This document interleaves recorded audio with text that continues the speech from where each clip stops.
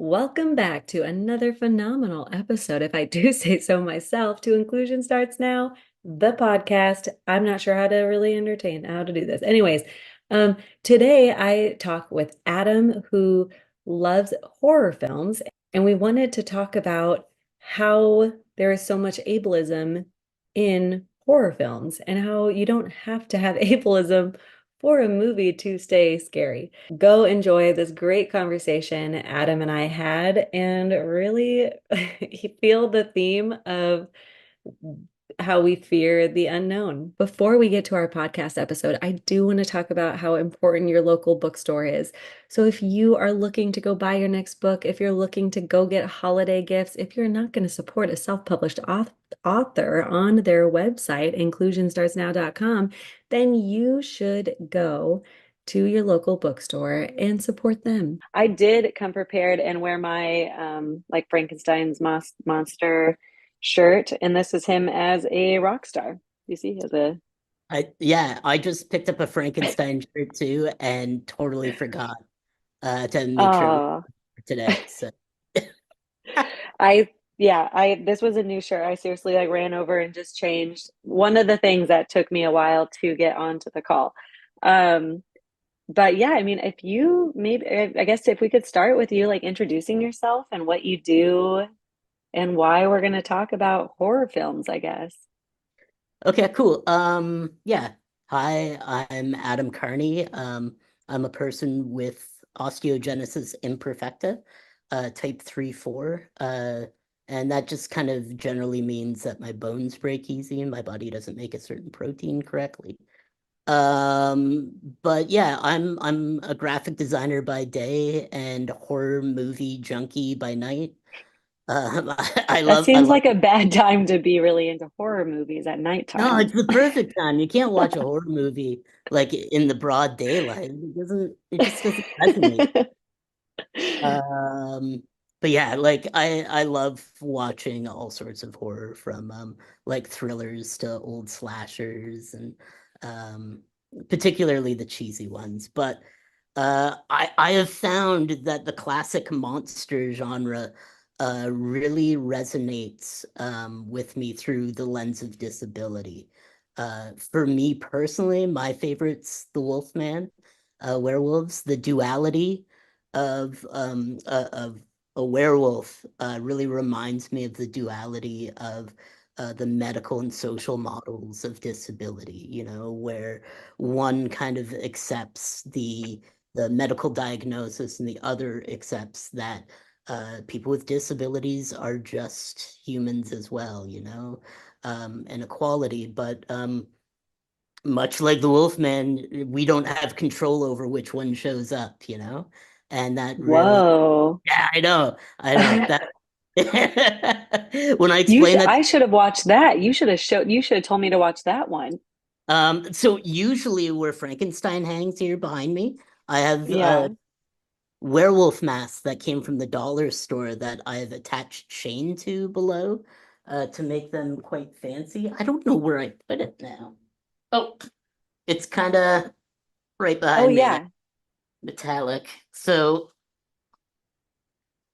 I don't know if you know Ooh. the musician Orville Peck, but he wears like these kind of Zorro masks with chain hanging from them. So that's kind You of got my that at the Dollar Tree? Like just the mask at the Dollar Tree? just the What'd you say? plastic part, yeah. And then I painted Wow. silver and then did kind of a black wash on it to really bring out the recesses in the mask to make it look aged. And then I glued all the chain onto it to make it look fancy. But Yeah, that looks really cool. yeah, and I did a gold one as well. That's awesome. So Yeah, what so got you? Oh yeah, no, go.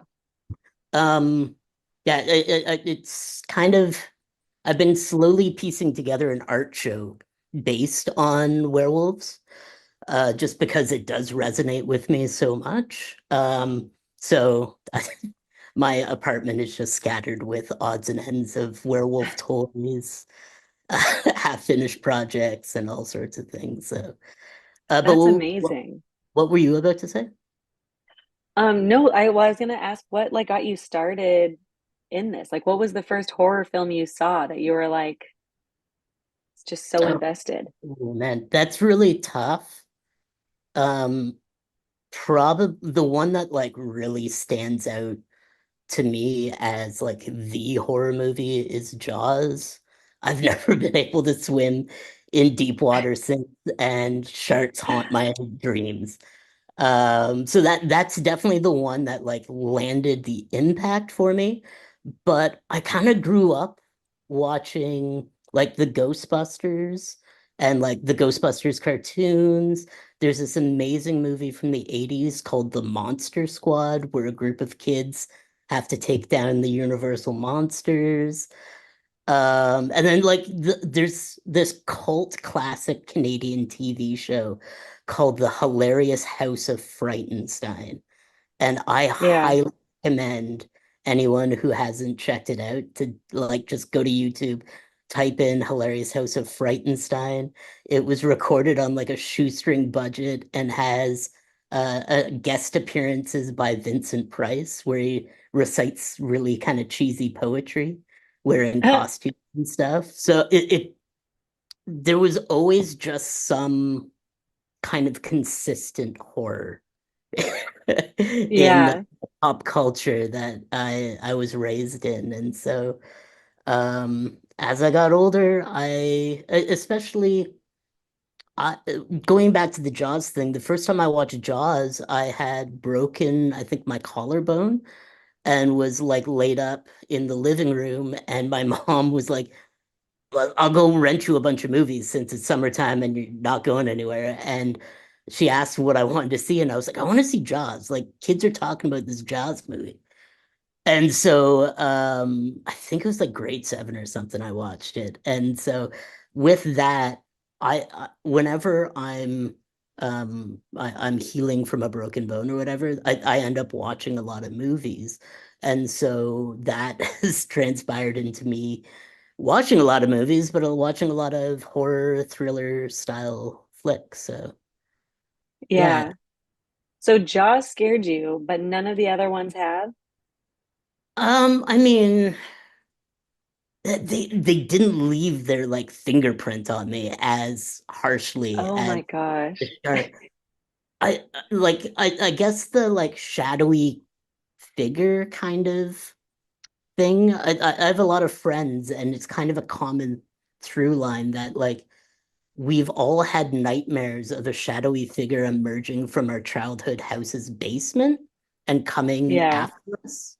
Or like and just this kind of general sense of dread, which I definitely must have picked up from some horror movie, Yeah. unless some sort of instinctual thing. But yeah, no, sharks, man. They're like the real life horror like villain, right? Like Yeah. they kill what seems to us indiscriminately, right? And like we are no match to their powers in the water, right? Like once they get pulled out of the water, they're pretty, you can just keep your distance, but in the water, you're just kind of screwed.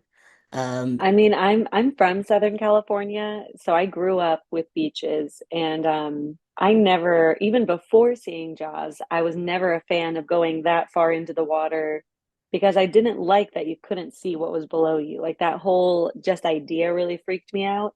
Um, and I think it just continues to, but I don't know if it's really sharks that freak me out. It's literally just anything that can be underneath me that I can't see or know that it's there. But I really don't like the movies that are all about like being possessed and like that really freaks me out. If yeah, anything is about like go like the whole being possessed thing, I'm like I don't even want to watch the trailer. I'm like nope, that's I can't do that. yeah, The Exorcist was is such a great movie for that, right? And like you have to Yeah. think when that came out, that really challenged a lot of Catholic culture, right? Like so many people were just born and raised to fear this thing, and here it was put on screen. And I think that's that what you were talking about of why you're afraid of dark water really translates a lot to what makes a good horror or thriller is the sense of the unknown, right? And like Hmm. you like Jaws, they barely showed the shark in the movie, and it left you with this great, tremendous sense of dread and anxiety because you didn't know when it was going to come, where it's coming from, and all that. But like there's so many examples of that throughout horror movies too, where it's like in the village, you really don't see the monster that's haunting this village. You only see it in passing every few moments, and it just allows our imaginations to run and fill in the blanks. And usually, when we're scared, that thing is really intense, right? And we magnify it, we kind of catastrophize it. And so Yeah. for me, the best horrors and best thrillers are the ones that leave a lot unexplained. You know, those movies where your friends are like, I don't get it. They don't like you call that an ending? Yeah. I don't even know what happened. And I'm like, that was great. That I'm gonna be thinking about Yeah. that thing for weeks. That you are just blowing my mind in so many different ways. First off, like what you said about the exorcism, comparing it to like the Catholic Church, I never have even thought of comparing. I mean, and don't get me wrong, I've never seen The Exorcist all the way through. I have seen bits and pieces of it. I've seen the scary movie comedy where they make fun of it. Right. Um, I have no desire to see that movie all the way through, but that is like just it makes me now want to watch it because now I love talking about religion. I think religion is so interesting. And I love comparing it to cults and I love comparing it to like, what people need and faith and like the support that people need. Um, So so I want that's just to like mind blowing. Yeah, Yeah. I want to ask a question. So, if possession movies are like kind of your Achilles heel, how do you feel about like zombie movies or like infection movies? Okay. So that's okay. I've thought a lot about zombie movies because usually they don't freak me out because they're like I don't know, like that one. Okay, the one that really freaked me out was the one that I think Brad Pitt was in. Oh, World Um, War Z. Yeah, yeah. yes, where they're like running really fast and like really they seem really strong and I feel like you're about to compare this to like a disability comparison. I'm not sure if you are, but I guess in my head, it's like making me even rethink why I was so afraid of that movie and not a lot of other zombie movies. Because I guess I'm always like, they're walking really slow and they always make zombies kind of seem like they're not very intelligent. So it's like, I guess to me, I wasn't afraid of that version of zombies, but I mean, I definitely was thinking about zombies a lot during like COVID when COVID first started. I mean, I'm sure a Yeah, lot yeah. of people were. Um, Part of me even got eye surgery because I was my eyesight was just really bad and without glasses I wasn't able to see very well, so I got contact lens implants. But one of the reasons was because I was like, if there was ever a reason that I had to get up at nighttime and run, like if I didn't have time to grab my glasses, I would not be able to see. And that idea freaked me out. Um, oh my God, I feel like we're about to get into like a therapy session. So why I brought that up was I never drew a correlation between like a possession movie and a zombie movie or an outbreak movie until I watched a movie that came out late last year, I think, called When Evil Lurks. I believe it's a Spanish movie. But what they did Mhm. was they took both worlds and mashed it together. So there's an outbreak that's happening, but the outbreak is demonic possession. Oh my And God, like, that sounds horrible. oh, but it's so good. And by horrible, I mean terrifying. Two Yeah, different. yeah. But like when you think about it, right? Like A possession is like essentially being infected by the devil, right? And then zombies or 28 days later, where it's a rage virus that is spread through infection, right? And so like it was this movie that actually took the leap to crossing over. And then you're like, oh yeah, the two aren't dissimilar. It's just generally when you watch a possession movie, it's about a singular person, right? In that singular case, and never outside of Yeah. that realm. So Wow. So how are they being possessed? Because I am interested. Because yeah, it is usually like, or it's like this one spirit that's possessing all of these different people. Like it's jumping from person to person or something. So how did it make it like part of the virus? Or will that be spoiling the ending of the movie? I I don't really want to give it too much away because even saying that it's a possession kind of spoils, forget where that's divulged in the movie. But I guess I Okay, should have what is it called again? When Evil Lurks, and it's a foreign flick. Um, That I sounds do have terrifying. to do have to warn there is it the violence in it can be quite graphic.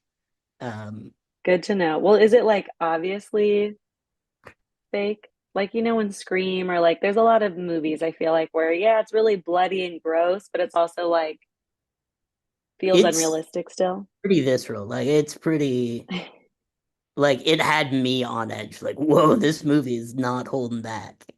Oh my gosh. Okay, I Yeah. don't even know if I could see the trailer. I'm about to be like single parenting for the next few days. I mean, by the time this podcast airs, I will not be single parenting, but I can tell you right now, I'm not watching this trailer for like another week. Yeah. Definitely lights on, middle of the day. Because I feel like there people who get like really bad fevers who Hallucinate? like hallucinate. Yeah, I feel like that makes sense in this. So like it because it does seem like people are possessed when they have like really bad fevers and they're like hallucinating or saying stuff and you're just like, what is happening? Like, so And this actually, makes me very interested. I'm so much of a horror nerd that probably 15 years ago I was walking or going through a bookstore, like a big chain bookstore, and a title of a book just jumped off the shelf at me. It was called The Origins of Satan. And I was like, oh man, that's super metal. That's awesome. I'm gonna read. And I picked it up and I started reading it, and it's very academic. Whoever wrote it, I forget who they are now, but like definitely have studied theology, and like it just sat on my shelf for 15 years. And then I was at Value Village and I found this book. It's a memoir of a priest who is an exorcist within the Roman Catholic Church. And so I was like, oh my God, what a dual, like what a combo, right? Like we'll read about the origin of Satan and then the being that fights Satan afterwards. And it was really interesting. It was really cool because like the way the priest broke it down was like you have to have incredible faith in order to be possessed. In that, like you need to believe in the evil that is coming into you, and it broke all these things down. And even he admitted that like there are things that religion cannot do, and that therapists should be brought in to do. And so when you're saying that like somebody with a high fever who is hallucinating or potentially going into seizures, that's going to look a lot like what movies have shown us to be a possession type of situation, right? Yeah. And actually, I thought the So same thing about the beginning of the Frankenstein play too. I thought Benedict Cumberbatch had an interesting take of how Frankenstein would come to life, but we could yeah. after that. Um I have okay, yes, because I really want to ask about so the priest's memoir that he wrote. Yeah. I guess it's like like, so that line of like, you can only be possessed if you like really believe in those evils. Like, why?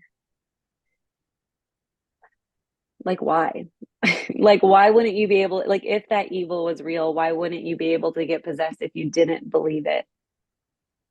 You'd have to talk to a priest Is about that. my, I guess I'll have to be the next podcast episode interview. So, they did make a movie out of the memoir, and it came out last year or the year before with Russell Crowe in it.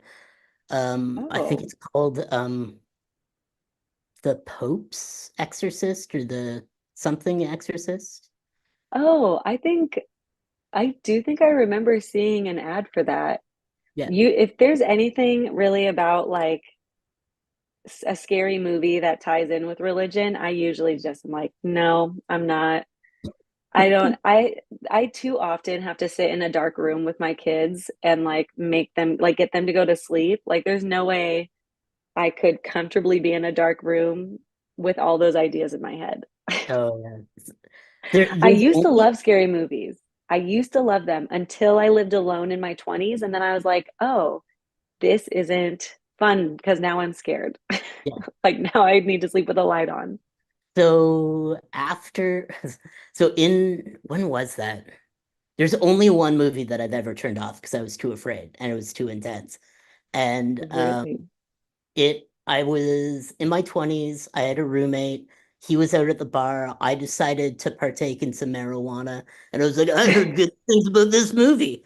And I turn off all the lights. I light a candle. And I start watching a movie called The Poughkeepsie Tapes. And the whole premise of the movie is there's a serial killer out on the loose, and he has been capturing his criminal activities on VHS. And they find the VHSs. And so it's set up like a fake documentary where they're playing clips from the VHS while talking to people who are supposed to be FBI directors and all these people and detectives. And so the first time I tried watching it, I made it about 10 minutes in, and it got so creepy because he would break into people's houses and film them from like the closet or whatever. And so you're like, that's weird, man.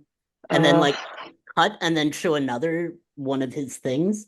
I won't get into details about it. But at a certain point, I was just like, nope, nope, nope, nope, nope, nope, nope, nope, nope. I turn it off, I turn on all the lights, and I had to search my entire apartment. I had to go through every closet, turn on every light, and I was like, that movie is too evil for me.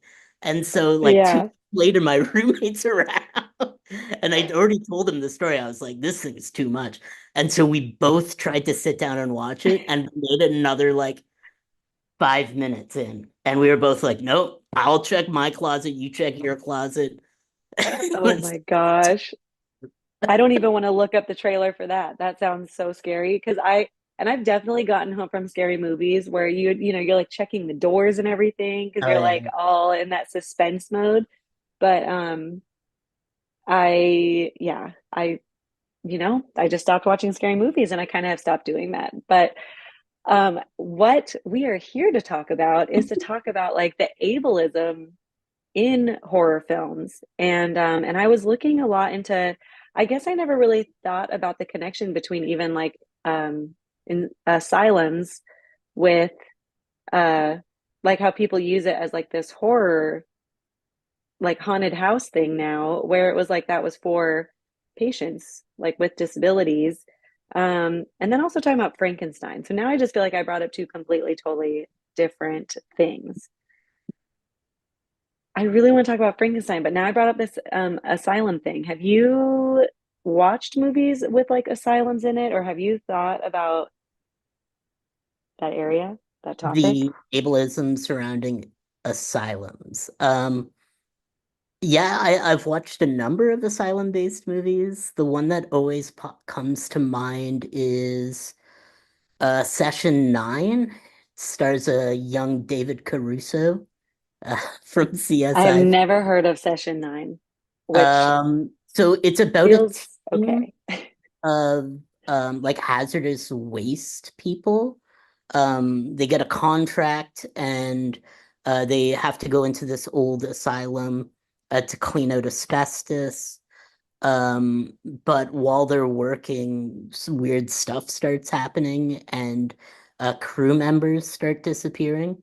Um, but like the way it unravels is really quite um genius. Like I'm doing that thing where it's like, how much can I say without giving away the premise of the movie?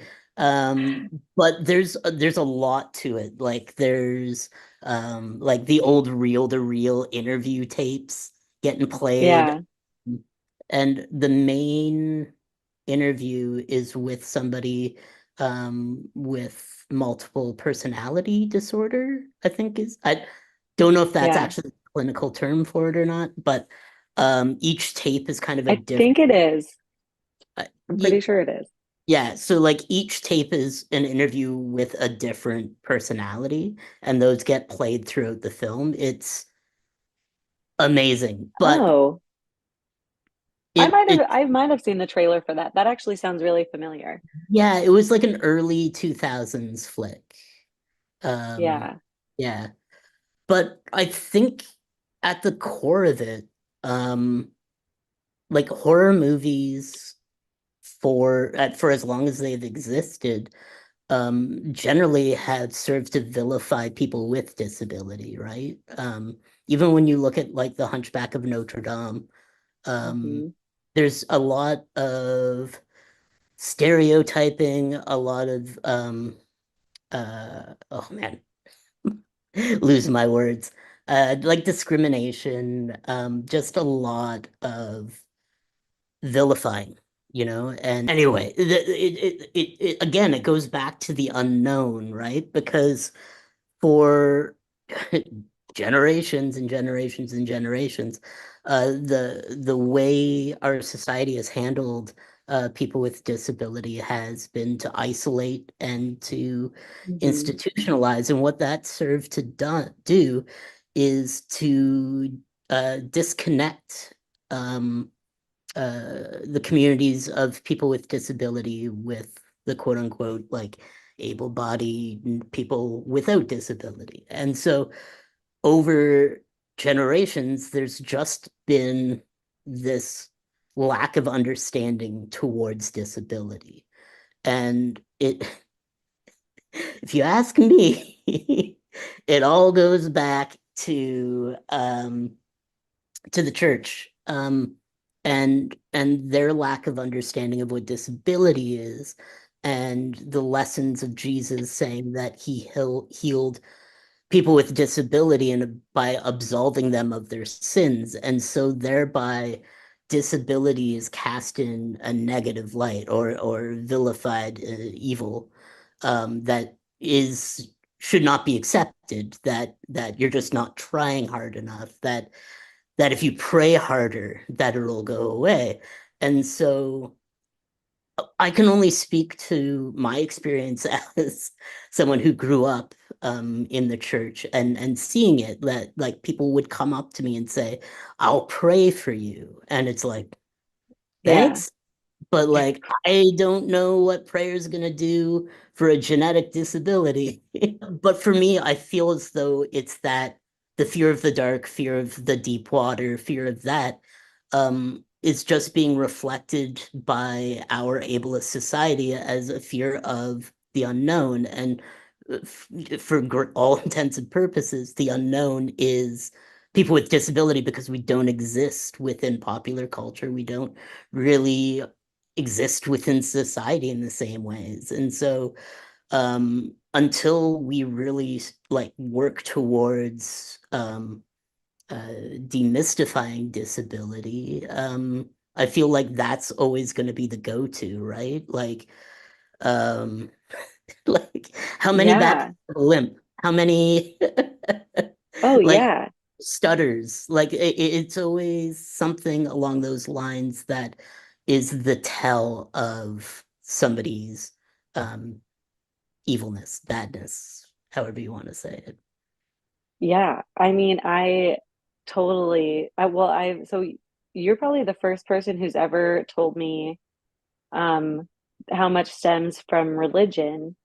And I mean, I would kind of even say like when religion started more or like historic. Well, I don't know, because then you also said the pray, like I'll pray for you, which I know a lot of people hear.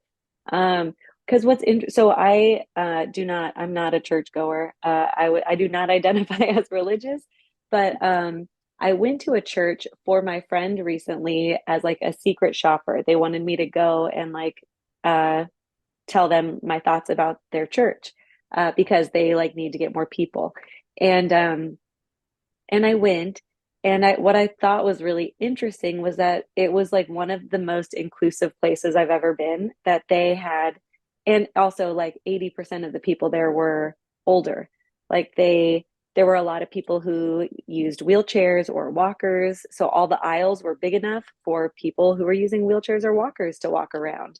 They had closed captions on everything, like the singing, the people talking, and they were like big on a screen so everybody could read it.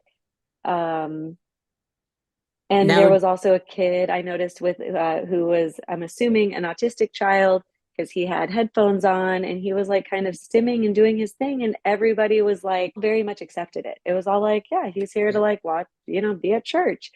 So it was like interesting because I left it being like, wow, you guys were really accommodating to the needs that the people had to attend church, which I thought was really interesting.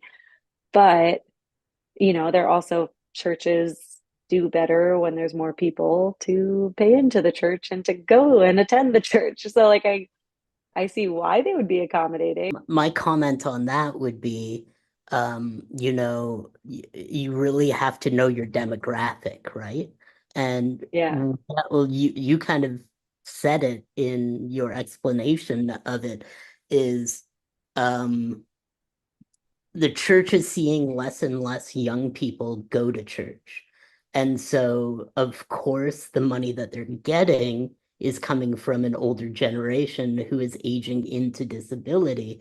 And so, in order to keep those people coming to church and keep those people paying into their coffers, it's in their best interest to adapt for them. It's not necessarily an adaptation, in my opinion, for outsiders to come in, but actually for the people who are at like paying the bills. It's like, yeah, of course, let's build more ramps. Yeah. Let's do all these things.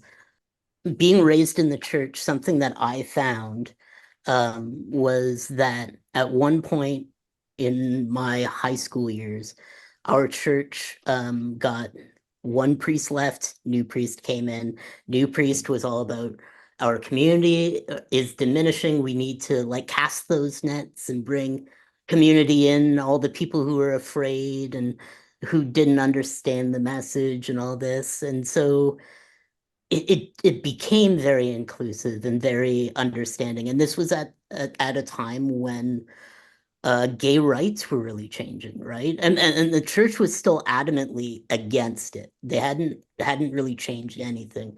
But this priest was kind of winking and nodding, and I was like, oh, this is progressive. This is awesome.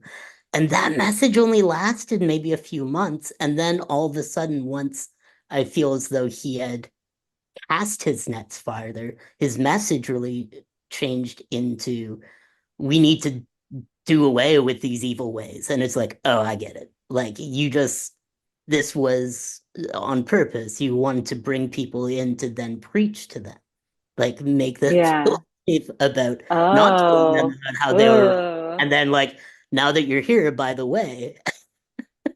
Oh my gosh, that sounds so yucky. That is not a Yeah, yeah. good But experience. so like even though I myself am not a believer in a believer at all, let's just say blankly there. I can still see the power of how it helps others, right? And I Yeah. really believe that that's awesome in the true definition of like awe. And and so it isn't until people use that community in a negative way that I finally stand up and say, yeah, that's it's not this no longer is cool. You're using it to bully Yeah. and to do Well, So what I tell people a lot about religion, like in my opinion, as someone who has like I studied Bible lit in high school and I did world religions in college because they were classes that were available in my schedule and they knocked off requirements, but they were also really interesting to learn about. And what the pretty much like common thing was, other than like, what makes us morally good or bad, was that it was giving you this like faith in something that we really don't know what the answer is, of like what happens after someone dies. Like, do good people get a better ending afterwards? Or, it's kind of like this reassurance, well, faith. Uh, but it makes me think a lot about what you were saying before, of just like villainizing disabled people in movies. It's because of this fear of like the unknown, and how much we just like kind of, um I mean, to me, especially with like including people, because my whole focus is like educating people on the disabled community, on like why that's important and why we should all be allies and like be accommodating, is because I feel like people just don't know about about accommodations, like about different ways of communicating. Um, but I feel like I don't know, this whole episode is just making me feel like the fear of the unknown is just like the theme. Um, And I and think you were that's, saying something about the movie Frankenstein with this theme, but what were yeah. you gonna say? Uh, And then I swear we're gonna well, talk about Frankenstein. before we jump in there, the kind of interesting thing is like no one gets out of this life without acquiring disability unless they die before, right? Like our bodies diminish, they age, things slowly don't work like Yeah, they used to. And I think that's really terrifying for a lot of people because it is an unknown. And why it's so important to have people with disability more included in society is people grow to understand that disability isn't inherently a wrong or bad thing, right? Disability is only a bad thing when accommodations aren't being made, right? Like it yeah, really isn't a bad thing. And so it happens so often to me that somebody who is older will go through something or acquire disability and they're like, I never considered it. I never understood it, but boy, oh boy, do I get it now. It's like, cool. Okay. Well, like I'm not here all view of anything, but like, like maybe go talk to your buddies that are still shit talking disability. yeah. Tell them on Seriously. the golf course to stop being jerks about not hiring people with disability and thing. And so I really wanted to kind of address that before moving on Yeah. to a point in the Frankenstein movie where unlike in the book and unlike in the play, they really do focus on how Frankenstein's creature or monster is made. And in the movie portion, his assistant, who at one point gets referred to as Fritz, but has now kind of become known as Igor, um, is charged with collecting a brain from a science laboratory. And the professor is lecturing his students about how the brains of criminals are different from the brains of the ordinary. And and so the assistant manages to break the container with the normal brain and then has to go back and collect the criminal brain. And that's the brain that gets into Frankenstein, right? And so The everybody, criminal brain does? yeah. So Okay. it's the bad brain that is running Frankenstein. But throughout the movie and even throughout the book too, or not the book, the play. The play and the book do differ slightly. So in the movie version, the only person really that Frankenstein kills who's and innocent is the little girl. He meets a little girl and she's throwing flowers into a pond, and then he runs out of flowers to throw to float, and so he picks her up and throws her and kills her.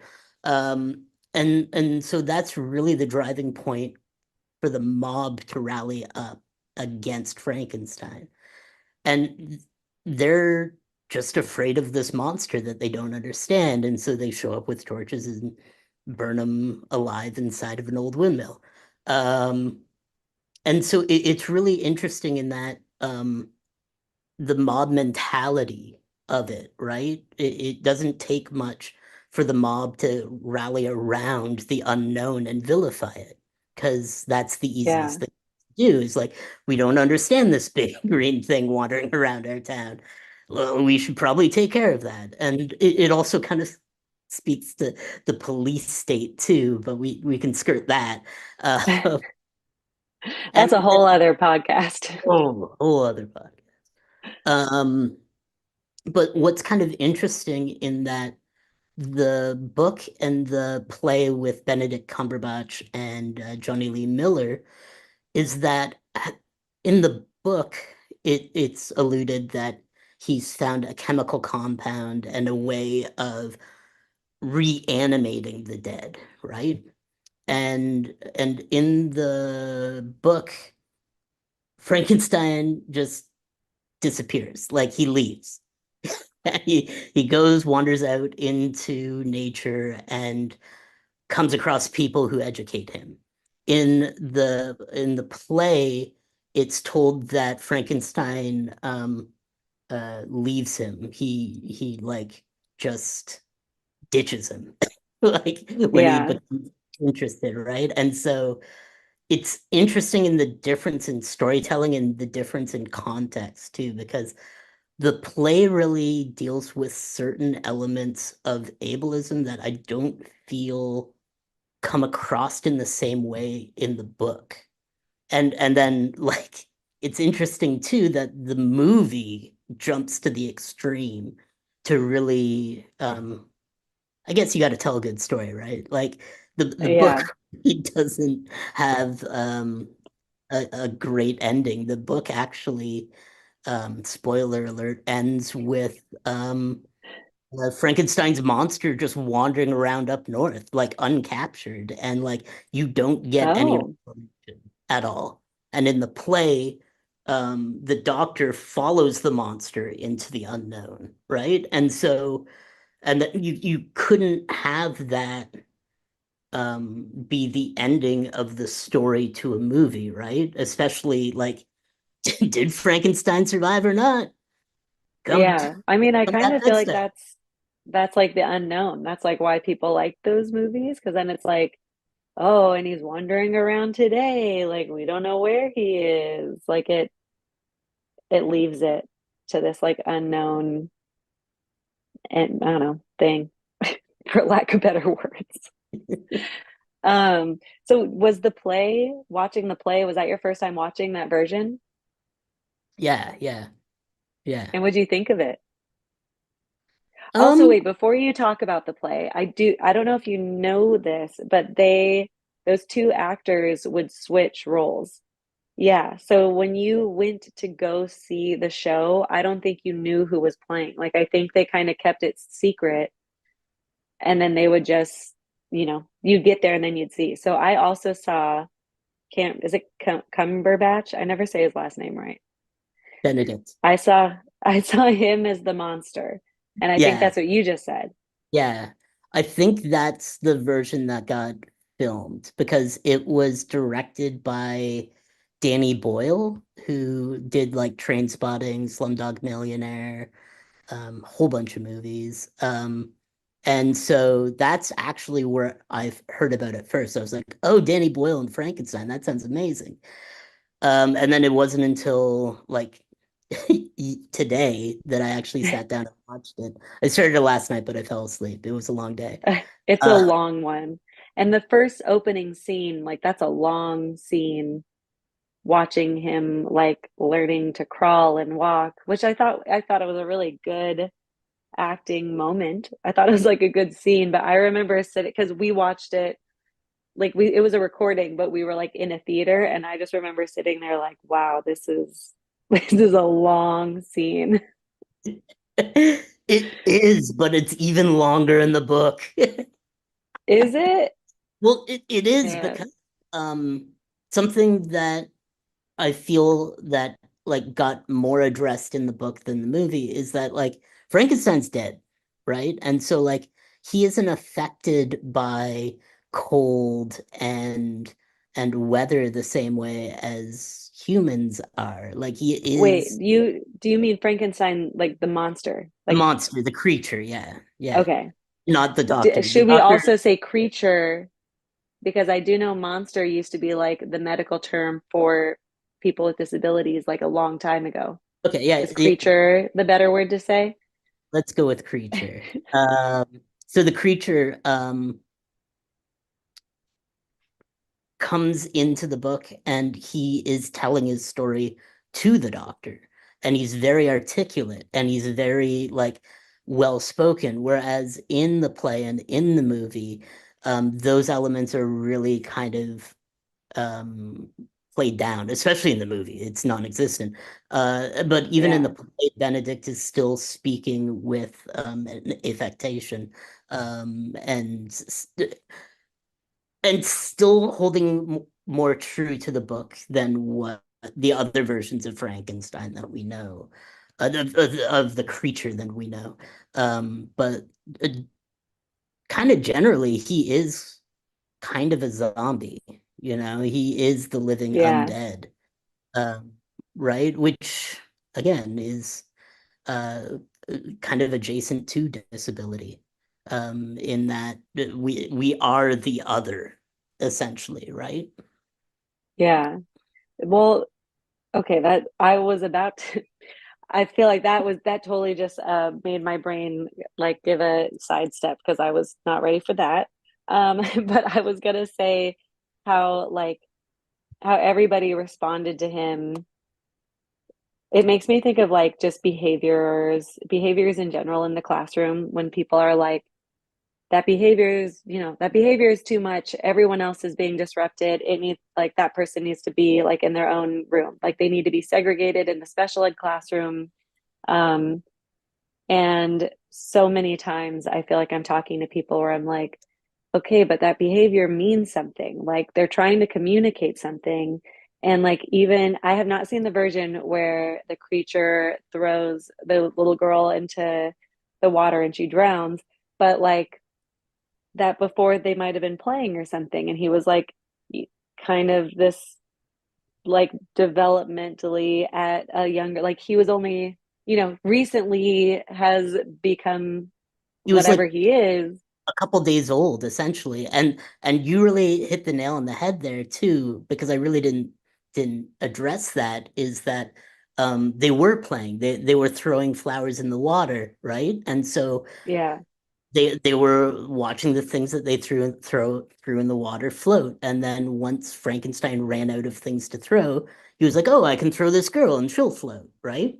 And so the reason, and what's interesting too, is I think all the adults that the creature comes into contact with before the girl have very negative reactions, whereas the girl has a much more like, "Oh, it's just a big person." Yeah.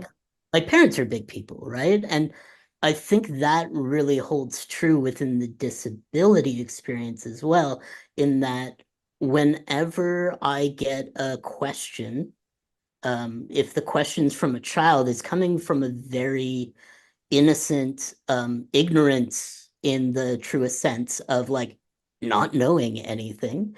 And so almost every time I don't mind answering a kid's question, right? And then sometimes, most of the time, coming from older people, their questions are coming from a very loaded place. And I always have to take a moment to make sure I'm answering it in a proper way, that I'm not basically telling them to fuck off, but also like addressing what they're saying and why what they're saying is coming from a bad place and like why it's a negative thing. And so it's very interesting that so even though how problematic Frankenstein the movie is, they really kind of got that element right. And like if you Yeah. look at that story too, I know a lot of people with disability who feel that way, that they feel like the smallest like indiscretion and the mob is there to like, oh, like come Yeah. after them, right? Over what they've done. Um, I don't know where I was going with that, but Okay. It makes me think of like internalized ableism of like, a person is trying to learn, and then when people are or like if they have like a physical disability that like someone can see, like that automatic judgment towards you is like obviously detrimental to somebody, trying to be like confident in themselves and not, being told since they are like a baby um that they're like not in this normal category that for some reason society has created. really beautiful thing that happens in the Monster Squad because it's a group of kids that are trying to take down Dracula and the gang of monsters. And the one kind of detractor from the Monster Squad, which is Dracula, Frankenstein, Wolfman, the Mummy, and the creature from the Black Lagoon, is the creature, Frankenstein's creature, um, like befriends this little girl, and it's supposed to represent the little girl that he kills in the Yeah. original movie. But like, there's a scene where they're doing their nails together, and like a whole montage of them just buddy buddy, and like I don't know, it just flips that dynamic on its head, where it's like, oh yeah, Frankenstein's like not a bad guy, he's just big and misunderstood. Yeah. I mean, that's how it feels like with the play too. I thought the play like watching him learn and like have that relationship with the person um who's blind, right? Yeah, yeah, yeah. And like learning to read and like learning all that stuff. I thought it was a really good play or like perspective on like I think he says some line where he's like, why are we not like learning from our mistakes? Like, how has man not noticed that this doesn't work, but yet we're doing it again? Like, Yeah, yeah. why are people so mean? Like, and it was, that whole scene I thought was like really, I don't know, that like really hit me where I was just like, oh gosh, like, why do we keep doing, and I mean, I don't know, everyone knows that quote where it's like history repeats itself, but it's like, so then why? Like, why do we keep letting it repeat itself? Like, how? Because we don't cement the lessons we've learned Yeah. um, into our daily lives, potentially the way that we should or need to. What I kind of found interesting in the thing that I was mentioning earlier, in that the difference between the book and the play is that Frankenstein, the doctor in the play, just disregards or he just throws Frankenstein away, basically. He just like forgets about him, carries on about his life, going about being this medical doctor scholar. But in the book, Frankenstein runs away, and I feel as though the whole creation part gets kind of not really skipped over, but it's not really the key at what's at heart of the story. Um, it really almost seems as though Frankenstein's creature was created without a lot of forethought into what potentially could happen. And so in the book, Frankenstein's creature is just kind of out there and not really having much interaction with the doctor until in the story when he comes to him about him making him a partner, which was a big thing for me. Lately, I've really been reckoning with what it means to be a person with disability, in a very ableist dating scene, in Mm. that it feels as though, um, for me, and I've talked to a few other friends with disability about it, about just how society really desexualizes and for the greater Yeah. part genders people with disability.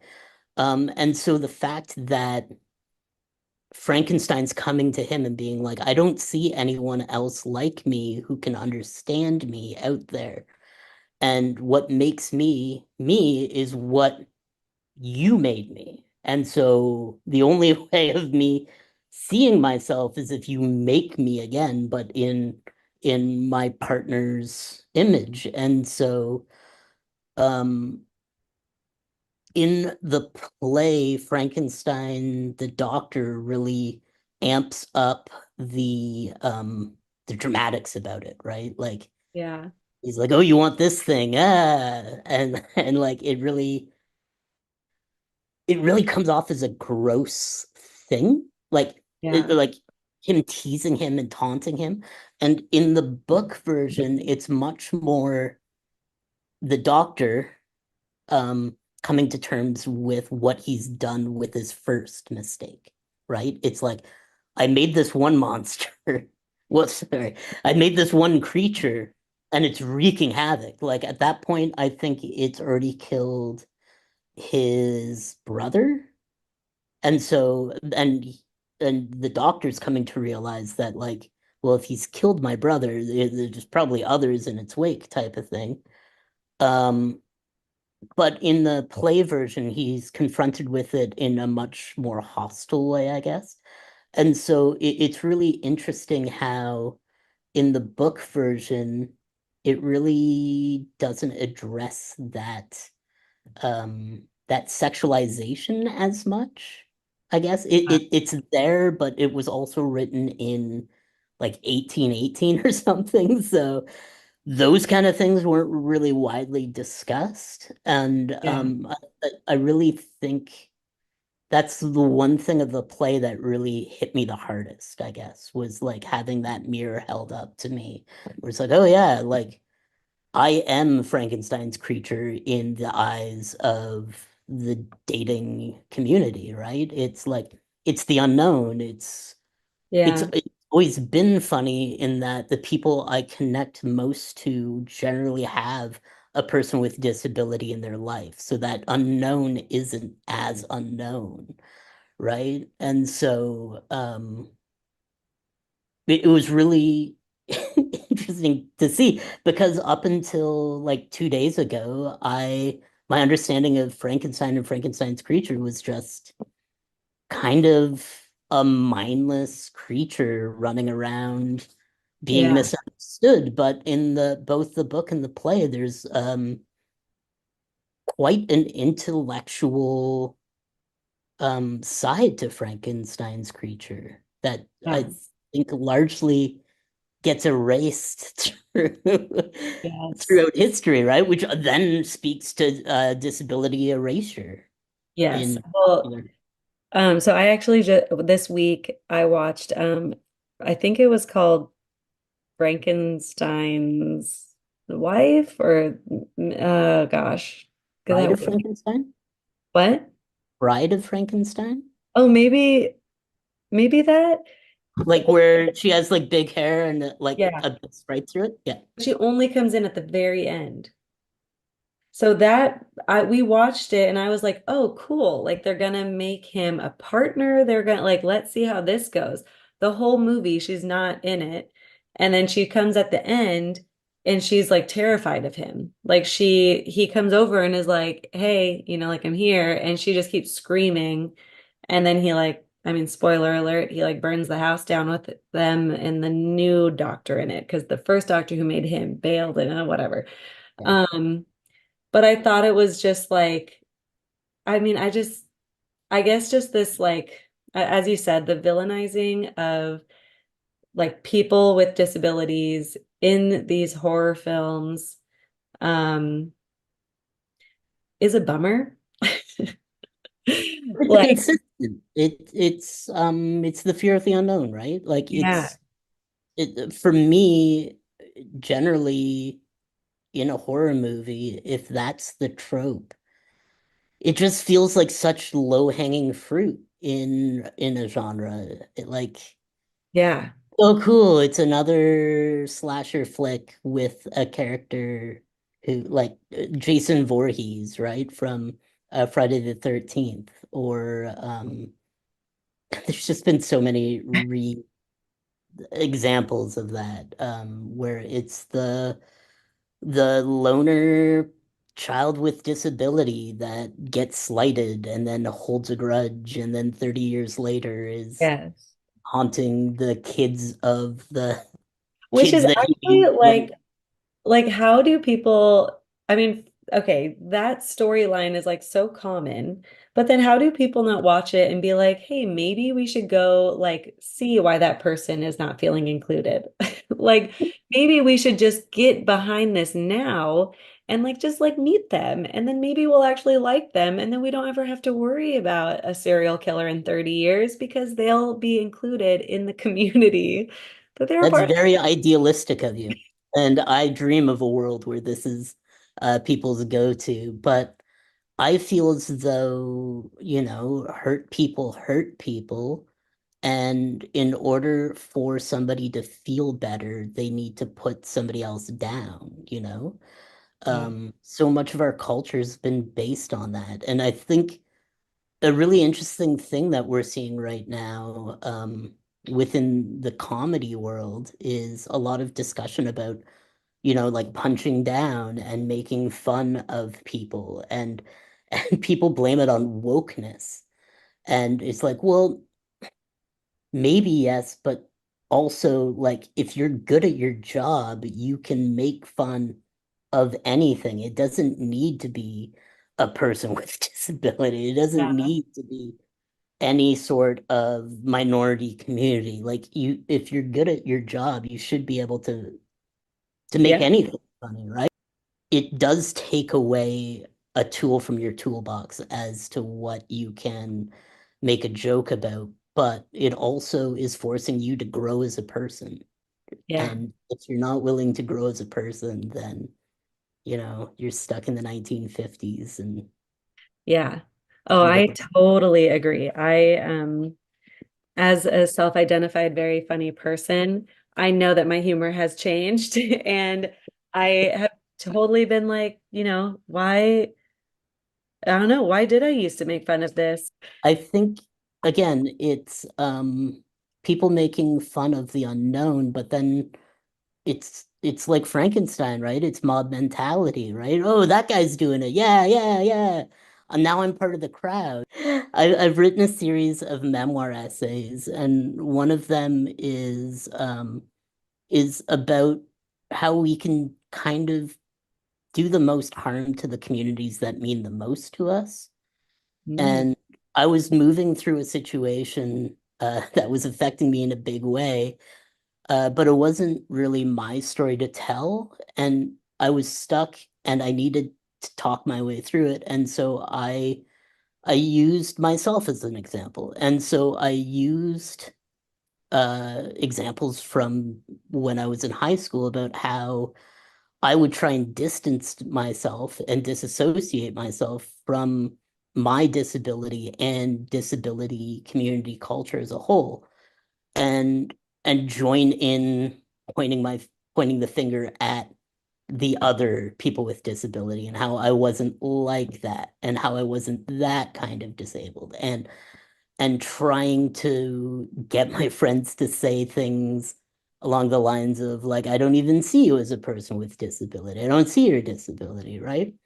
And for me, that just led me to further and further push myself away and further hurt other people within my community. And it wasn't until I'm gonna be 4 years sober in a week or so. yeah. And it wasn't until I really found myself. Congratulations. Thank you. I don't bring it up for congratulations, but for me, a big part of my drinking was a way to dissociate, but also a way to try and be seen as part of the gang, part of the guys, part of the blah, Yeah. blah, blah. And so when I went through a really hard time, dealing with a lot of internalized ableism, I was forced to reckon with my identity as a person with disability, right? To deal with the creature within me and understand and try and come to a place of being able to love myself. And a big part of that was um, reckoning with my previous actions and reckoning with the creature within.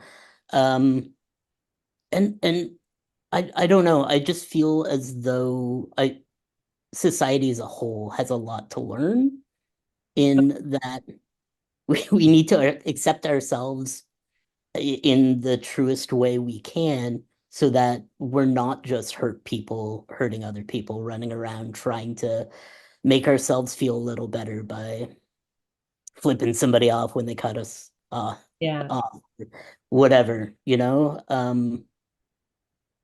yeah, and I think doing that only serves to really bring a lot of communities and a lot of misunderstood things out of the dark and into the light. And I love a good creature feature as much as the next person, but it's time to start telling different stories, Like I'd love to see a really great horror thriller with disability, like the first person to die in Texas Chainsaw Massacre is the guy in the wheelchair. Like he takes Oh, it is right it? to the gut. I've never seen that one either. But that's the trope, right? Like even if disability is portrayed in a movie not in a villainous way, it's as comic relief.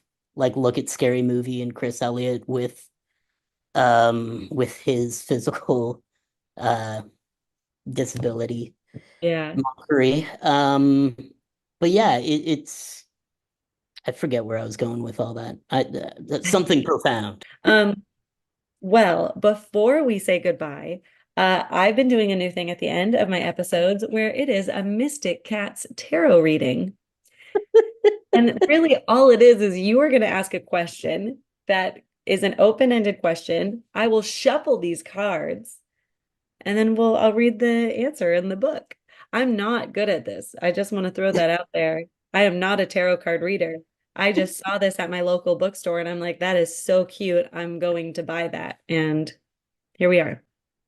And I felt like I just needed something fun at the end of, Yeah, yeah, of talking about existential dread and internalized ableism. Yeah, and something now like we're gonna see what your future is. Hopefully it's good because it could be cool. bad, but Okay. we got good vibes. Will the creature ever find one true love? Ooh, Frankenstein's creature or Just open-ended. open-ended. Okay, okay. Tell me, I don't know, maybe tell me when to stop. Stop. Ah, okay. Okay, which one? Which one? I'm gonna do this one. Okay, facing up, that's a good sign. We got Six of Pentacles. Okay, so upright, it is about community and giving and receiving. You get what you give, is the lesson here. You are in a position to share your abundance now that you are in the giving role. Oh, geez. Have gratitude for those who have helped you in the past and share your wealth with others. I feel like that you just like got to go put yourself out there. That's what I'm feeling. Okay, okay. Or any creature. Any creature, any misfit creature out there, just put They need to yourself out. go be vulnerable, go do that whole relationship thing. My new kind of gig too is community building, community work, I guess. I've been holding Chatham's punk rock flea market for a year now. We've had four full markets and a handful of smaller events. And it's just Chatham's a really small town, and Yeah. it's a difficult space to be a person with disability or a person who is who looks like a mall goth or a punk or queer or just any sort of misfit. And so we're just trying to create community space for all Chatham's misfits to feel at home. But I also, like I mentioned, I've written a few memoir essays. I make spoony spoon rings. You can find my kind of creative projects on Handcut Company on Instagram. The logo is like a hand with a blood drop coming out of the middle finger. Maybe. And you can you can I follow feel me like on. that's on brand though with horror films. Oh, totally, totally. It's on point. And also the joke too is that like I'm kind of generally klutzy, so no matter what I'm doing, I'm kind of always cutting my hands. So it started with cutting stencils, and then now I'm doing jewelry. Um, whole different tool set, whole different level of cut. Yeah. Uh, but if people want to follow me on Instagram for more disability content and pictures of my dog, it's my full name, Adam D, as in dog or Douglas Carney. So ADAM DKEARNEY. And I'll make Yeah, sure to put all this in the show notes below so people can find it. groovy. Oh, well, thank you so much. Well, Um, thanks for having me. I taking the love time. talking horror movies. Oh my gosh. Hopefully I can go to bed tonight. Good luck. Definitely don't watch the Poughkeepsie tapes. Oh, I'm not watching anything. Thank you everybody for tuning in. Inclusion starts with you, and we just want to help. Bye.